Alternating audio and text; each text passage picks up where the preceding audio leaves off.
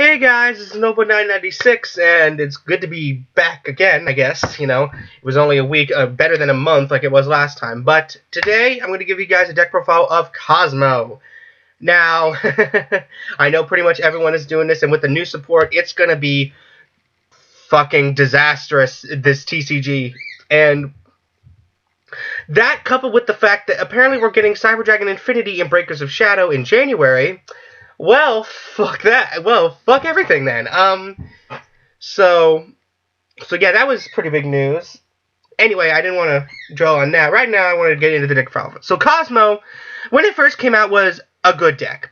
It was a pretty good deck. Now it's a fucking very good deck, because these new cards that have been leaked and announced and shit make the deck fucking amazing, and really to the point where you don't need to play an extra deck or anything else. So even better, all of that consistency. So I'm just going to get into it with, of course, your obligatory 3 Farm Girl. You need 3 of this bitch. It does not matter if there's different versions you're playing, you need 3 Farm Girl. It's absolutely necessary. If you don't know what it does, let me enlighten you. So, during either player's turn, you can banish this card, special summon 1 level 4 or higher Kozmo monster from your hand. You can only use the effect once per turn. When this card inflicts battle damage to your opponent, which, if need be, you can pay 500 life and add a Kozmo card from your deck to your hand, which is nice. Very nice. But this card is absolutely bonkers, because this can be searched with E-Tele, and you can basically just summon out the next card, Forerunner, on your opponent's turn, which Forerunner basically cannot be targeted by card effects. That's nice. And during your standby phase, you gain 1,000 life. So, again, it's replenishing your shit. If this card is destroyed by battle or card effect, you can banish the card from the graveyard and special summon a level 6 Kozmo monster from your deck. What this deck does, and what this deck is good at doing, is if one is destroyed, they will be replaced by something. And you can just search yourself for a better card or whatnot. Speaking of better cards, we have Kozmo Dark Destroyer. Ooh, that is a badass name. So basically, this is no more special summon, which is most likely going to be special summon off a Forerunner or a Farm Girl, what have you. You can target one monster on the field and destroy it, and it cannot be targeted by other card effects, your opponent's card effects, mind you. So that's fucking busted. And then if this card is destroyed by battle somehow, you can banish this card from your graveyard and special summon a level 7 or lower monster, Kozmo monster, from your deck. Right? Yes, deck. So this is probably one of the second best card. Scratch that, probably the best card in the whole archetype, as thus far. I think they could probably I think that's all the Kozmo support we're getting from Dimension of Chaos. If it isn't, goddamn. Well, so yeah, he is absolutely necessary 3. Then we have 3 Kozmo Strawman. Everyone's been talking about this card, and for good reason. This is basically almost as good, if not better, than Farm Girl. Basically, this card, again, banish this card, special summon level 3 or higher monster from Kozmo monster from your hand. That's fine. It's basically the same as Farm Girl. What this does is that once per turn, you can pay 500 life and target a banished Kozmo monster and special summon it. What's nice about this is, if you summon this off by E-Tele, which you can because it's level 2, you can special summon this, activate this effect, and bring back a Kozmo monster. Then you could banish this and summon another Kozmo monster. The only downside with summoning the Kozmo monster with the second effect is that its effects are negated, and it is also destroyed at the end phase, which is kind of a good thing, kind of a bad thing. Because imagine doing that and then special summoning the fucking Dark Destroyer, and then summoning like a Forerunner. Girl. Powerful. So he is absolutely necessary 3. Like I said, he's another target of E-Tele. He's just an amazing card. Next we have 2 of the Cosmol. Is that what it's called? Cosmol. Wicked Witch. And I'm just noticing it's called is it the only one called Cosmol? Really? That's weird. Maybe it's is it a misspelling? I don't know. Anyway, Wicked Witch. Now, this card is better than Good Witch, but one, because it has higher attack at 1900, and of course, banish this special summon a level 5 or higher Kozmo monster from your hand, of course. Once per turn, you can pay 1,000 life, during either place, I should say. 1,000 life, this turn it cannot be destroyed by battle or card effects, which is nice. It has built-in protection, so it's better than Good Witch, but not as good as the other ones, which is why I only play 2. Then we have 2 Kozmo Dogfighter. This card is actually pretty good. What this does is basically, once per turn, during your standby phase, you can special summon a Dogfighter token that has the same, basically the same stats as the regular dog fighter. And if this card is destroyed by battle into the graveyard, you can banish this card from your graveyard, special summon a level 5 lower Kozmo monster from your deck. So basically, this card gets boot, go to Farm Girl, or go to Straw Man. Or, is that level 5 or lower? Level 5 or lower. So, or any of the level 4 fuckers.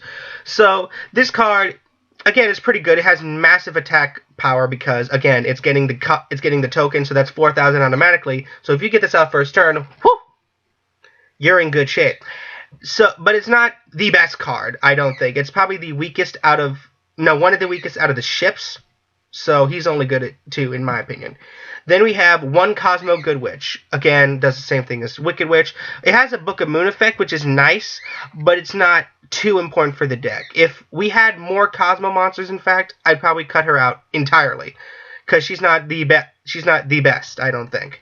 Then we have one Kozmo Slip Rider. Kind of the same thing with Good Witch, except it does have back row destruction, which is nice, but again, it's just not that important.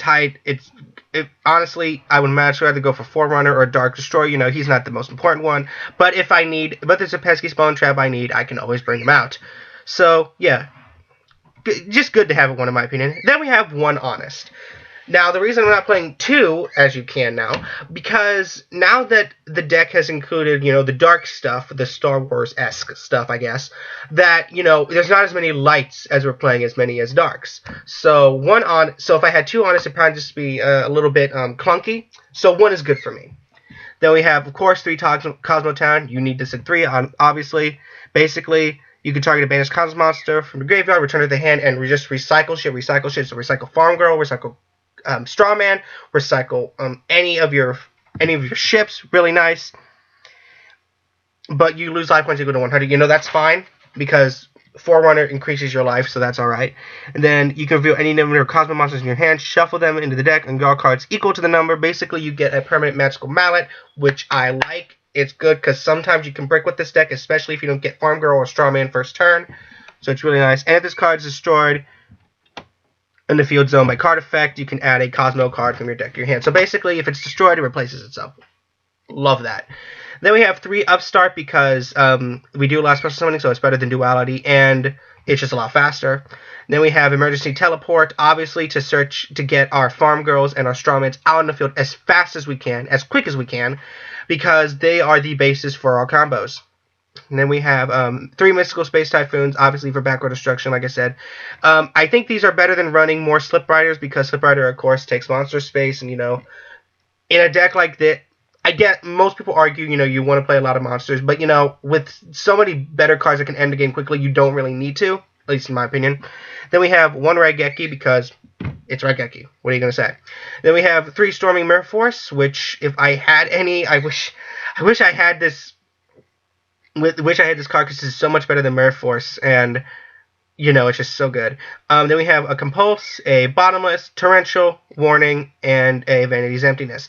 Now, I was considering not playing this card, but, you know, with all the special summoning decks, because there are decks faster than this, way faster, especially the ones about to come out, I think. Yeah, about to come out. So, we need this to help kind of slow them down while we set up our plays.